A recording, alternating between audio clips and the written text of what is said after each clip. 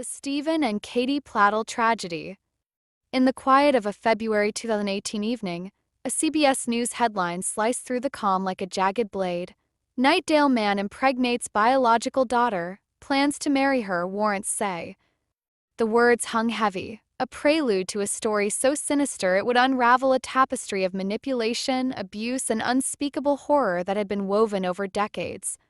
Tale begins in 1995, in the flickering glow of early internet chat rooms where 20-year-old Stephen Plattel first encountered 15-year-old Alyssa Garcia. What started as innocent keystrokes soon morphed into a predator's calculated dance. Plattel, with chilling precision, groomed the teenager, his words a venomous lure. He traveled to San Antonio, where he sexually abused her before spiriting her away to New York. In January 1998, their daughter Katie was born, a child who would become both victim and pawn in a nightmare yet to unfold. Alyssa's later testimony painted a portrait of unrelenting cruelty. Stephen's abuse extended to their infant daughter almost from her first breath. He pinched Katie until her tiny body bloomed with bruises, a grotesque canvas of black and blue. In one chilling act, he placed her inside a cooler, the lid nearly sealing her fate as she teetered on the edge of suffocation. Alyssa recalled his cold disdain. He wanted to be rid of her. He didn't like the crying. The words echoed like a death knell, a father's hatred for his own flesh and blood laid bare. Fearing for her daughter's life, Alyssa made a heart-wrenching choice. At 8 months old, Katie was placed for adoption, a fragile hope for salvation. She found refuge with Kelly and Anthony Fusco, a young couple from Dover, New York, whose love would cradle her through childhood. Anthony, a former Coast Guard chief petty officer turned correctional officer, and Kelly raised Katie as their own, shielding her from the darkness of her origins. Katie flourished in their care. A gifted artist, she crafted a portfolio that wove the struggles of women through American history, each stroke a testament to her resilience. She led a fierce campaign against her school's sexist dress code, her voice a beacon of defiance. But beneath her triumphs, a quiet curiosity stirred, a longing to uncover the shadows of her past. At 18, Katie's search for her biological parents led her to a fateful click on social media. In August 2016, she left the safety of Dover for Richmond, Virginia, to live with Stephen, Alyssa, and their 2 younger children. Kelly and Anthony, though uneasy, supported her quest for connection, unaware of the abyss awaiting her. The family's fragile harmony shattered within weeks. Stephen and Alyssa's marriage crumbled, and a sinister shift took hold. Alyssa later revealed a chilling detail. Stephen had begun sleeping on the floor of Katie's bedroom, a predator circling ever closer. By May 2017, the unthinkable came to light. Alyssa, reading her 11-year-old daughter's journal, stumbled upon a confession that clawed at her soul. Katie is pregnant. Dad says they feel like couples. Did they get a little too drunk that night? My dad is a slut.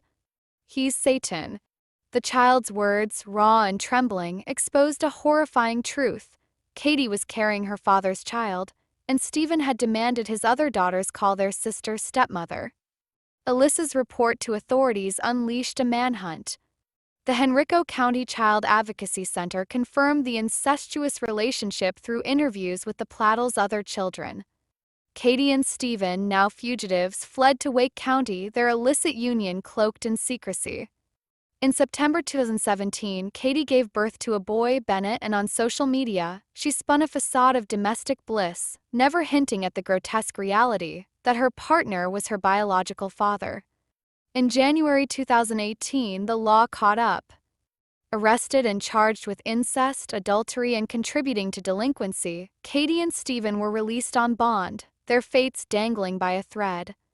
But the story was far from over. On April 12, 2018, Stephen's mother dialed 911, her voice trembling with dread.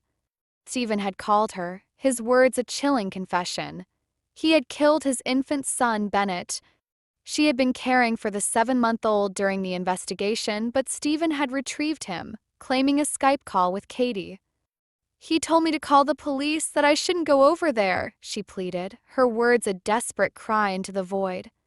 Police entered Stephen's home, guided by a spare key under the mat. Inside, they found a scene of unimaginable horror. Bennett's tiny body, suffocated and concealed in a closet, his death caused by asphyxia from torso compression. The discovery was a gut punch, but the nightmare was only beginning. Katie, now back with her adoptive parents in Dover, had made a fateful decision. She wanted to end her relationship with Stephen. The rejection ignited a murderous fury in him. After killing Bennett, Stephen drove to Dover, his mind a cauldron of vengeance. Surveillance footage captured him lurking at the Wingdale Beer and Liquor store, a predator stalking his prey. He knew their routine. As Katie and Anthony drove to Waterbury to visit her grandmother, Stephen trailed them. At an intersection, he pulled alongside their car, his arrow assault rifle gleaming with malice. In a hail of gunfire, he unleashed his rage, killing Katie and Anthony instantly. Katie's body bore the brutal marks of his wrath, gunshot wounds to her head, neck, torso, and arms. A nearby resident, Jeff Weinzievel, tending to his horses, heard the shots and alerted authorities, unaware he was witnessing the climax of a tragedy years in the making. Stephen's rampage wasn't finished. After the murders, he called his mother, confessing his crimes and ominously declaring, "I'm next." Her frantic 911 call described his light blue minivan, a beacon for law enforcement. 16 miles from the shooting, police spotted the vehicle, its engine still running. Surrounding it, they found Stephen Plattle inside. His life ended by a self-inflicted gunshot wound, a final cowardly act in a saga of devastation. The murder-suicide sent shockwaves through the nation, igniting fierce debate over a judicial system that had freed Stephen on bond despite the gravity of his crimes. Henrico Commonwealth's attorney Shannon Taylor defended the decision, citing a pre-trial assessment that found no red flags in Stephen's background, no criminal record, no hint of violence. But the blood of Bennett, Katie, and Anthony told a different story, one of missed warnings and catastrophic failures. The Stephen and Katie Plattle tragedy is a haunting reminder of the depths of human depravity. It is a story of a predator who wove a web of manipulation across decades, ensnaring those closest to him. And it is a story of a young woman, searching for her roots, who found only darkness, a darkness that consumed her, her son, and the father who had once been her protector.